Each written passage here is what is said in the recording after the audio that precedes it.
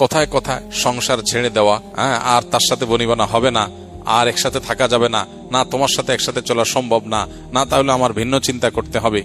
এই কথাগুলো কমন ছোট লোকই ঘরে ঘরে আজকাল শোনা যায়। অনেক স্বামী কথায় কথায় স্ত্রীকে বাপের বাড়ি যাইতে বলে, অনেক স্ত্রী কথায় কথায় স্বামীকে বলে আমি তোমার সাথে আর সংসার করবো না, বাপের বাড়ি চলে যাব। ঝগড়ার সময় এই কথাগুলো বলা অনুচিত কাজ। এগুলো ইমানদার সুলভ কথা নয়। ইমানদার সহনশীল হবে, ধৈর্যশীল হবে এবং এমন কথা বলবে না যে কথা তার আমল নামাকে নষ্ট করতে পারে, বদামল নামা দিয়ে তার আমল নামা ভারী হতে পারে, এমন কাজ সে করবে না। সবচেয়ে ভালো হয় কারোর প্রতি যদি রাগান্বিত হয় তাহলে সেক্ষেত্রে ঝগড়াটা একটু পিছায় দেওয়া, এটা হলো সবচেয়ে বুদ্ধিমানের কাজ। 2 দিন 1 দিন যে সময়টা চলে গেছে, এই সময়ের মধ্যে অনেক কিছু ইজি হয়ে গেছে, অনেক কিছু আপনার কাছে খোলাসা হয়ে গেছে। যে জন্য রাগ হয়েছিলেন এখন মনে হচ্ছে না, এটা তো বিষয়টার অন্য কারণও থাকতে পারে, হয়তো সমস্যা অন্য কোনো জায়গায়। অনেক কিছু মিনিমাইজ ইতিমধ্যে হয়ে গেছে। এরপরও যদি মনে হয় না সলিড কিছু তাকে বলার আছে, আপনি বলেন।